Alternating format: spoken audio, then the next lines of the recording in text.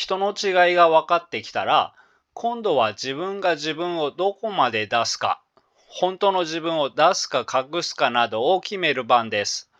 このように人の違いが分かるということは、人によって自分の態度を変えられるということです。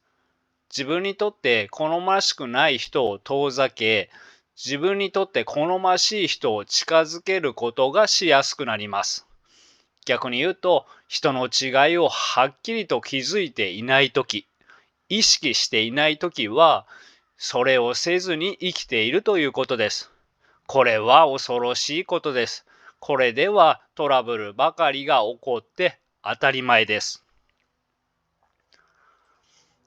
こんにちは、自分探しイズムです。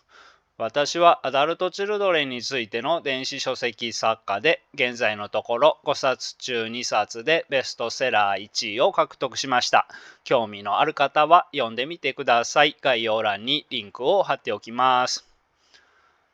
アダルトチルドレンの中には、一人の人に嫌われると、まるでみんなに嫌われたかのように感じ、大きなダメージを受けたり、一人の人にあなたはずるいと言われると、それをすべての人の意見のように感じてしまう人も多いです。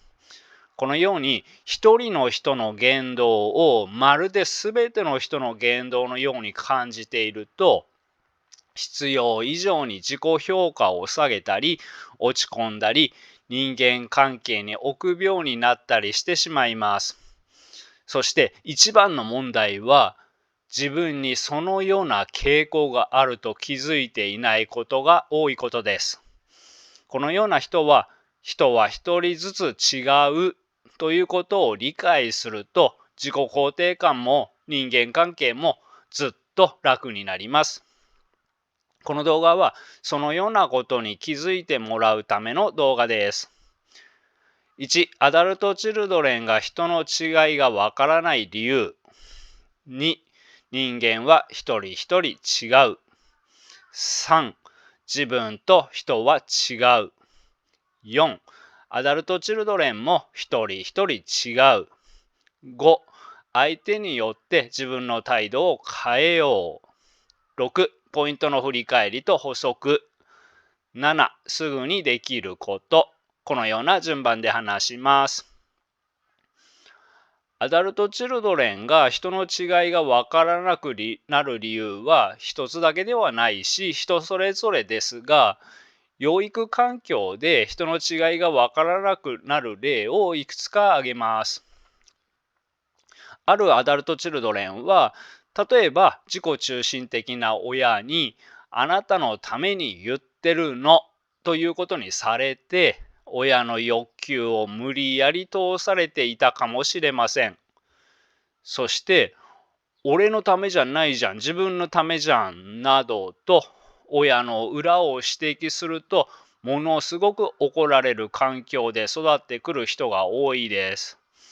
こうなれば、人の裏を詮索する能力が育ちません。また、アダルトチルドレンは境界が曖昧とよく言われます。例えば、自分と他人の感情や考えを混同して、自分がこう感じたら相手もこう感じるはずと感じるのも、自分と他人を区別する境界意識が曖昧ということです。他にもアダルトチルドレンは、寂しい時に寂しかったんだね、悔しかった時に悔しかったね、辛かった時にそれは辛かったねと感情を共感してもらっていない人が多いですが、小さい子供は親に共感してもらうことで自分の感情を覚えていきます。親に共感してもらえなかった人は、自分の気持ちすら把握しづらくなります。こうなると、人の気持ちはなおさらわかりません。他にもアダルトチルドレンは、過去に心の傷やトラウマがあり、そのせいで心の必要性を満たすことや自己防衛に必死で、相手に関心がいかなくなる傾向が強いです。さらに認知の歪みもあります。このようにいろいろな理由がありますが、このようなものがあると他者の内面を正しく想像することは困難になります。そこで本当は人それぞれ違った脳や感情やフィルターを通して物事を見ているので、人それぞれ全く違いますが、アダルトチルドレンはみんな同じように考えているように感じてしまいがちです。問題はこうなるとどうなるかということです。例えば、いつも自分を犠牲にして相手の言いなりになっていないとひどい目に遭うだろうと考える人は、すべての人に怯えてすべての人の言いなりになってしまいます。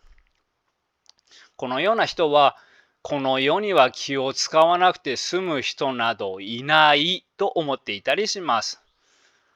これでは心が休まる時はないし、ストレスや精神疲労が溜まってしまいます。また、人それぞれ心に問題を抱えていたり、憎しみを抑圧していたり、思考の癖などがありますが、それらを考慮せずに、みんな同じように考えるだろうと推測していれば、人間関係のトラブルは次から次へと起きて当たり前です。人は一人一人違うということが分かっていない人は、先生ならみんな生徒を公平に扱ってくれるだろう。警察ならみんな市民の安全を守ってくれるだろう。医者ならみんな患者の体を親身に見てくれるだろう。看護師ならみんな優しく接してくれるだろう。このように、その職業にあるイメージで人を見る傾向にあります。でも現実はそんなことないです。誰でも人に見下されれば腹が立ちますが、病的に劣等感が強い人は人に見下されると普通の人以上に激しい怒りになります。誰でも不公平に扱われれば腹が立ちますが、憎しみを抑圧している人は不公平に扱われれば普通の人以上に激しい怒りになります。そしてこのような人はどこにでもいます。つまり世の中にはあそこにもここにもどの職場にも同じことを経験しても笑い話になる人もいれば、激しい激しい怒りになる人もいます。同じ先生でも生徒にタメ口を使われただけで怒りになる先生と、全く気にならない先生とがいます。公平な先生もいれば、ひいきをする先生もいます。警察でも医者でも、病的に劣等感が強い人がいます。憎しみを抑圧している人がいます。何かのパーソナリティ障害的な人もいます。もちろん正義感が強く、弱者の味方で優しい人もいますが、優しくない人もいます。また、同じ言葉を言ったとしても、人によって意味は違います。例えば、本当は助けが必要な状況なのに、大丈夫としか言わない人もいれば、本当に大丈夫で、大丈夫という人もいます。逆に、一人でできるのに楽がしたいだけで、手伝ってという人もいれば、本当に困っていて、手伝ってという人もいます。人は一人一人全く違います。人をきちんと見極めないと振り回されるし、場合によっては憎しみをぶつけられることになったり、たげられることになったりと、大変なトラブルに巻き込まれてしまいかねません。人は一人一人全く違うということは、自分と人は違うということでもあります。アダルトチルドレンは、ここまでひどく病んでいるのは自分だけだ。自分だけは人と違っていて特別にひどいと、自分と人は全く違うと思っている面があるかと思えば、自分と人は思考や感じることが同じだと思っている面がある人も多いです。例えば、友達と2人でディズニーランドに行くとします。自宅の最寄り駅で待ち合わせをしました。あなたは遅刻しないように30分前に到着したとします。心の中では、友達もたとえ10分でも早く来てくれれば、その分早くディズニーランドに行けるという期待もあります。でも友達は待ち合わせ時間ぴったりに来ました。そして友達は早く着きすぎちゃったのでカフェで時間を潰していたと言いました。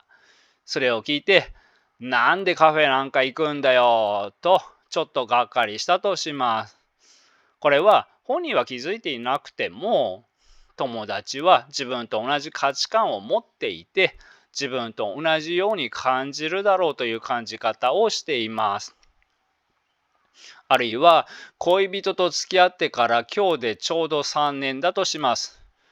恋人は絶対にサプライズを用意してくれていると思っていたら、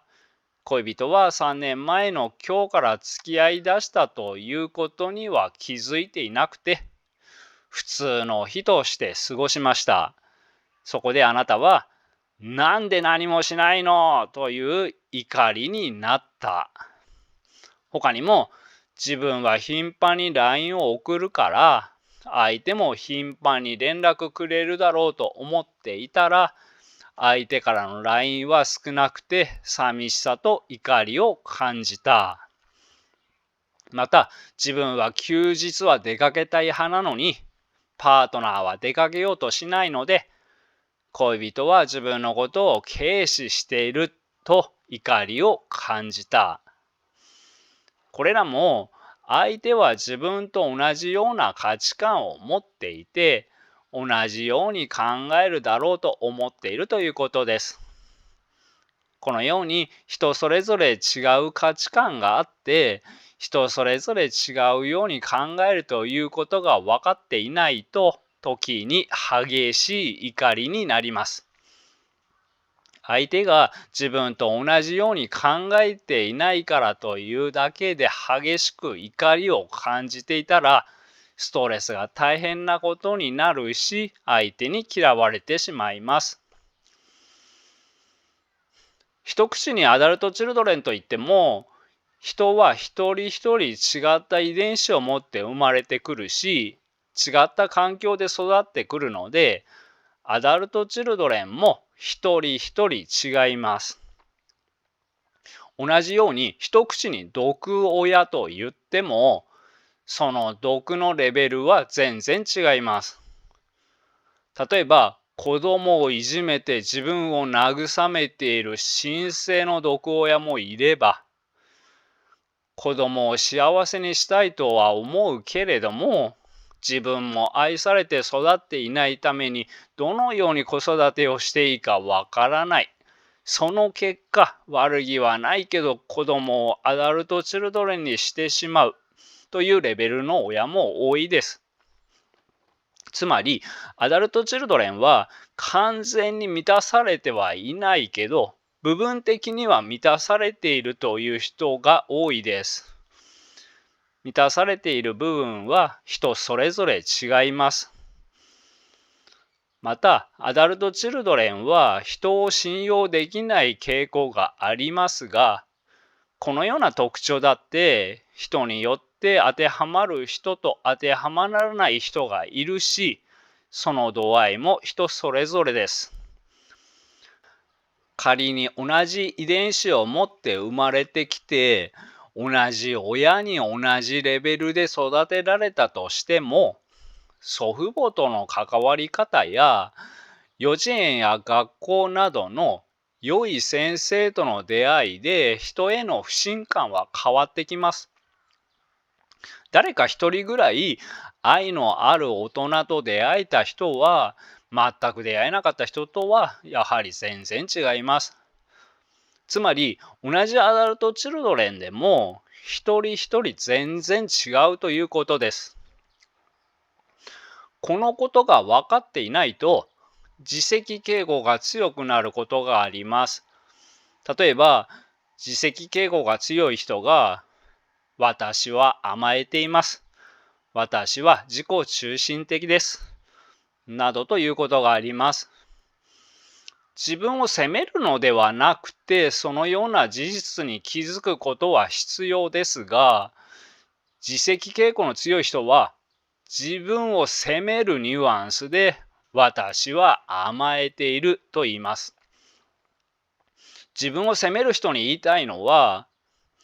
誰と比べて甘えているのということです。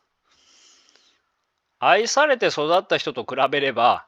それアダルトチルドレンならそういうこともあります。そこで人は愛されて心が成長するのだから、愛されて育っていなければ依存心が強く甘えている部分もあって仕方ないよと言うと、自責傾向の強い人は自分はアダルトチルドレンの中でも甘えている。自分が一番たちが悪いと自分を責めます。でも一口にアダルトチルドレンと言ってもみんな違うんです。甘えとは愛とは真逆の態度ですが、人を愛する能力は最初から持って生まれてくる能力ではありません。親から愛されたり、他で訓練して芽生える能力です。機能不全家族の中で育ってきた人は、今の症状が出るように育ってきたということです。愛されて育った人と愛されずに育った人を比べるのはナンセンスだし、アダルトチルドレン同士だって毒親の毒レベルも養育環境も持って生まれた遺伝子もみんな一人ずつ違うのだから、人と比べることはできません。自分を責めて自分を律して立派な自分を目指す前に自分を理解しましょう。過去の自分は責める対象ではなくて理解する対象です。繰り返しになりますが、自分を責めるのではなくて、そのような事実に気づくことは必要ですが、自分を責めることはマイナスです。例えば、甘えているという事実に気づいたのであれば、自分を責めずに甘えていい人、甘えていい度合いを考えましょう。人の違いがわからない人は、優しい人とそうでない人とを同じレベルの接し方をします。莫大な量の憎しみを抑圧している人とそうでない人とを同じレベルで警戒します。こちらに興味を持ってくれている人とこちらに興味を持っていない人とを同じ態度で接します。これでは疲れちゃうし、自己中心的な人やずるい人が寄ってきちゃうし、人間関係のトラブルは増えるし、親しい人ができません。人の違いを見るのが苦手な人は、人の個性を観察する練習をしましょう。意図的にこの人とあの人はどこが違うかという意識で人を見る練習が必要です。この人はどういう価値観で生きているんだろう、何を大切にしている人だろうと考えながら人を見てみると違いが見えてくることがあります。そして余裕が出てきたら、この人はこのように言ったけど、なんでこのように言ったんだろう。この言葉の奥には何があるんだろう。このように考えながら相手を観察してみると、人の違いが分かりやすくなります。人の違いが分かってきたら、今度は自分が自分をどこまで出すか、本当の自分を出すか隠すかなどを決める番です。このように人の違いがわかるということは、人によって自分の態度を変えられるということです。自分にとって好ましくない人を遠ざけ、自分にとって好ましい人を近づけることがしやすくなります。逆に言うと、人の違いをはっきりと気づいていないとき、意識していないときは、それをせずに生きているということです。これは恐ろしいことです。これではトラブルばかりが起こって当たり前です。では、ポイントを振り返りながら補足します。アダルトチルドレンは心が未成熟の親に育てられている人が多いですが、心が未成熟の人は自己防衛をします。自分の弱さを隠します。例えば、子供の心を育てられないことを、自分は立派な親なのにこの子には困ったね、というスタンスを取ります。こうなると子供は何でも自分が悪いんだと考えるようになるかもしれません。これでは人の弱さや人の裏を見抜く能力が育ちません。あるいはアダルトチルドレンは認知の歪みがあったり、自分を守ることに必死で人に関心がいかなかったりで、人の違いを見るのがとても苦手です。人の違いがわからないと、ある一人に拒絶されると、まるでみんなに拒絶されたかのように感じたり、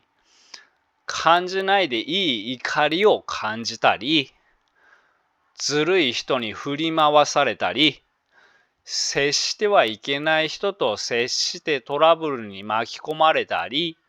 生きることがとても難しくなります。人は一人一人全く違うということを知ることは、上手に生きるためにとても必要なことです。この動画の作成日と公開日にタイムラグが生じますが、私はつい先日まで入院していました。実は1年半前から咳が止まらなくて、編集ではなかったことにしていますが、一つの動画を作るのにも2、30回咳をしています。この件について、去年から総合病院に行っていたのですが、3回検査をしても悪いところはないと言われていました。別の先生に見てもらっても同じでした。気にしすぎると咳は出ますよ。気にしすぎではないですかと言われていました。気にしすぎではないとは感じていたものの、医者がそういうのであればとしばらく様子を見ていました。それでもやはり咳が収まらないし、さらに歩くと息苦しくもなってきたので、3人目の先生にもう一度検査をしてもらいました。そしたらもうその日から入院するように言われて、しかもうちでは無理だから大きな病院に行くようにと、その病院から救急車で別の病院へ運ばれました。最初の病院も総合病院だったし、うちでは無理だからの言葉にただならぬものを感じましたが、運ばれた先の病院ではそのまま集中治療室に入りました。私の甘かったところは、総合病院の医者ならみんなすべての病気を見つけられる能力があって、見過ごさずに見つけてくれるだろうと、どこか甘い期待があったように思います。今回学んだことは、すべての医者がすべての病気を見つけられるわけではなくて、それで命を落とすこともあり得るということを実体験で学びました。医者も一人一人違う。性格や内面はもちろんですが、腕も違う。こんな当たり前のことが頭では分かっているはずなのに、深い部分では腑に落ちていなかったということに気づきました。また、病室でいろいろな看護師さんを見ました。まず初日は男性の看護師さんでした。私も男なので、最初の正直の感想は、女性の看護師さんがいいな、でした。でも、この方は何かあったらすぐに呼んでください、と何度も言ってくれました。そして呼ぶと、すごく親身に私の体を気遣ってくれていました。ベッドから降りることも禁止されていたので、何かあったら呼ぶしかないのですが、でもさすがに何度も呼ぶと悪いので、夜の分まで水を3つ用意してくださいとか、いつでもうがいができるように、うがいセットを置きっぱなしにしておいてくださいなどと、一度で済むようにお願いをしていたのですが、いやいや、水もうがいセットも邪魔でしょう。その都度呼んでください。と何度も言ってくれました。ベッドは寝るときはもちろん水平ですが、起きるときは背もたれを90度まで動かせるベッドだったので、その都度ベッドの角度を調節しに来てくれるのですが、さすがに忙しいのに、そんなことで何度も来てもらうのは悪いので、やり方教えてと言ったら、呼んでくれたらいいよという返事でした。こんな感じだったので、結構呼ばせていただきました。そして後日知ったことなのですが、この病院の看護師さんは2交代制なので、夜勤は夕方5時から朝の9時までの16時間勤務の仮眠付きだそうです。それを聞いて気づいたことは、私は初日、看護師さんが仮眠中に2度ナースコールで呼んでいたのです。それでもすぐに来てくれたし、一つも嫌な顔をすることがなく、それどころかとても親身に私の体を気遣ってくれました。付け加えておくと、最初の2日間は集中治療室だったので、もしかしたらホスピタリティの高い人を配属しているとか、人為的に余裕のある体制にしているとか、そのような背景もあったのかもしれません。次に一般病棟に移りました。一般病棟は医療現場素人の私から見ても明らかに人員不足だろうって感じでした。この病院は特に忙しいのか、どこも忙しいのか分かりませんが、看護師さんはとても忙しそうでした。だから余計に人の本質がはっきりと出ていました。そんな忙しい状況の中でも、ホスピタリティが高く、何度も様子を見に来てくれて、私の体を気遣う質問ばかりしてくれる看護師さんもいれば、そんな状況なので、最低限のことしかしない。いや、最低限のこともしない看護師さんもいました。そして、これは余談ですが、2つの病院で採血やら点滴やらで10回近く針を刺されましたが、看護師さんによって痛さが全然違うんです。別にこれは看護師さんだけではなくて、どこの職場でも一人ずつ心や能力が全く違うのは当たり前のことですが、本当に人は一人一人全く違うなぁと感じる体験でした。一人ずつ違うことを、やだ、みんなを一緒のレベルで接してくれと心の底で要求するのは甘えの思考だと思います。一人ずつ違うことが現実なのだから、その現実を受け入れて、ではその中で誰を選ぶか。これが大人の思考だと思います。我々は相手を変えることはできないけど、相手を選ぶことはできます。人の違いを見極めて誰と接するか、誰と深く付き合うかがとても大事だなと改めて病院のベッドで考えていました。そしてアダルトチルドレンが陥りがちなことは、自分が考え感じていることと同じことを相手も考え感じるだろうという無意識での感じ方です。だから自分ならこうするのに相手はこうしてくれないという怒りになります。相手には相手の価値観があって、相手には相手の欲求があります。だから人は一人ずつ全く違うということが分かっていないと、ストレスに常につきまとわれます。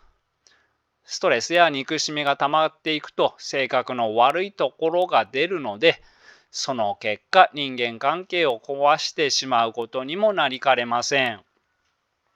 また世の中には心に問題がある人も多いです。心に問題がある人とは、劣等感が激しくてマウントを取らないといられない人、憎しみを抑圧していて人を傷つけないといられない人、他にも例えば親に存在を否定されて育ったような攻撃タイプの人は、人間全体に警戒心を持つことがあります。だからちょっとしたことで攻撃されたと感じます。このような人は配偶者や子供であっても、自分の意見に反対されると侮辱されたと感じ激怒します。このように世の中にはいろいろな人がいるので、人を見る目をつけておかないと人生がとても難しくなります。そして世の中には優しい人もいますが、人の違いがわからない人は優しい人ではなくて心に問題がある人のそばに行ってしまう傾向があります。心に問題がある人ほど言葉では優しいことを言うからです。言葉は内容が大事なのではなくて、誰が言うかが大事です。あなたが必要です。あなたが大好きです。あなたを幸せにしたい。同じ言葉を言っても人によって意味は違います。本当にあなたを幸せにしたくて、あなたを幸せにしたいという人もいれば、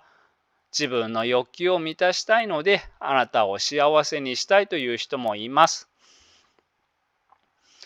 ではすぐにできることのコーナーですが、このコーナーは動画の一番最後にその日話した内容の中ですぐにできることを考えてから終わることにしています。今日の内容のすぐにできることは、人の個性を探してみようです。人の違いを見分けるのが苦手な人は、子供は頼りない。頭のいい人は仕事ができる。優しい人は穏やか。冷たい人は自己中心的とカテゴリーで人を見る傾向があります。そのカテゴリー以外のその人独自の個性には気づきません。なのでカテゴリーのイメージに反するその人の個性を探してみましょう。例えば子供だけどしっかりしている子、偏差値高いけどミスが多い、優しいけどすぐ怒る、心は冷たいけどお金はくれる。よかったらこのようにそのカテゴリーの中でもいろいろな人がいるということに気づく練習をしてみてください。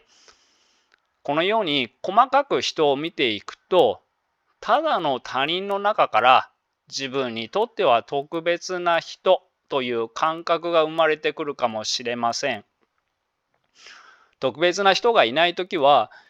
ミスが多い人は全員嫌いだし、すぐに怒る人は全員嫌いです。でも自分にとって特別な人という感覚が生まれてくると、